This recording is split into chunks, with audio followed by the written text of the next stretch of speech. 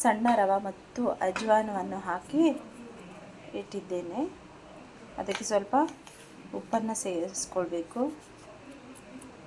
ಕರಿಬೇವನ್ನು ಎಣ್ಣೆಯಲ್ಲಿ ಫ್ರೈ ಮಾಡಿ ಇಟ್ಕೊಂಡಿರಬೇಕು.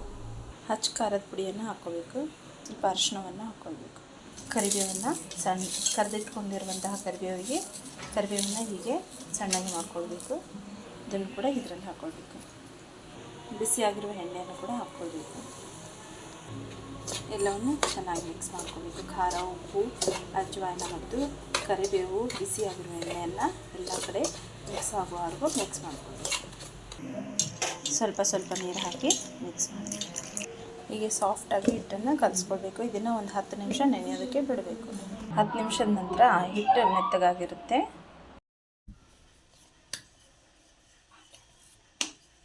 ಒಂದು ಚಪಾತಿ ಹಿಟ್ಟಿನ ಥರ ರೌಂಡ್ ಮಾಡಿಕೊಂಡು ಚಪಾತಿ ಥರ ಲಟ್ಟಿಸ್ಕೊಳ್ಬೇಕು. ಹೀಗೆ ತೆಳ್ಳಗೆ ಮಾಡ್ಕೊಳ್ಬೇಕು. ಹೀಗೆ ಫಸ್ಟ್ ಲೈನ್ ಹಾಕ್ಕೊಳ್ಬೇಕು.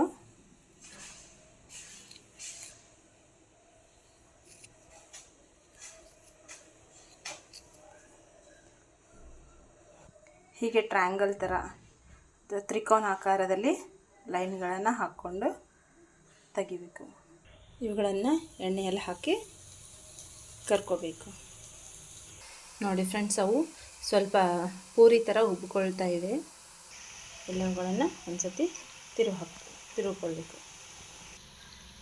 ಲೈಟಾಗಿ ಕಂದು ಬಣ್ಣ ಬರೋವರೆಗೂ ಕರ್ಕೋಬೇಕು. ಚಿಕ್ಕ ಸಮೋಸಾಗಳು ಮಾಡಲು ಬೇಕಾಗುವ ಸಾಮಗ್ರಿಗಳು: ಸಣ್ಣ ರವೆ, ಅಂದರೆ ಬಾಂಬೆ ರವೆ ಅಂತಾರಲ್ಲ ಅದು ಸಣ್ಣ ರವೆ, ಸ್ವಲ್ಪ ಅಜ್ವೈನ, ಸ್ವಲ್ಪ ಕರಿಬೇವು, ನೆಕ್ಸ್ಟ್ ಮತ್ತು ಖಾರದ ಪುಡಿ, ಉಪ್ಪು, ಸ್ವಲ್ಪ ಅರಿಶಿಣ, ಬಿಸಿ ಮಾಡಿರುವಂತಹ ಎಣ್ಣೆ, ನೀರನ್ನು ಹಾಕಿ ಮಿಕ್ಸ್ ಮಾಡಬೇಕು. ನಂತರ ಚಪಾತಿ ಹಿಟ್ಟಿನ ಅದಕ್ಕೆ ಕಲಿಸ್ಕೊಳ್ಬೇಕು.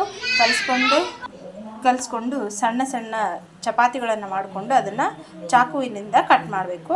ಟ್ರಯಾಂಗಲ್ ಆಕಾರದಲ್ಲಿ ಕಟ್ ಮಾಡಿ ಎಣ್ಣೆಯನ್ನು ಬಿಸಿ ಇಟ್ಕೊಂಡು ಆ ಬಿಸಿಯಾದ ಎಣ್ಣೆಯಲ್ಲಿ ಆ ಟ್ರಯಾಂಗಲ್ಗಳನ್ನು ಅಥವಾ ತ್ರಿಕೋನದ ಆಕಾರದಲ್ಲಿ ಕಟ್ ಮಾಡಿರುವಂತಹ ಚಿಕ್ಕ ಸಮೋಸಗಳನ್ನು ಹಾಕಿ ಕರ್ಕೋಬೇಕು.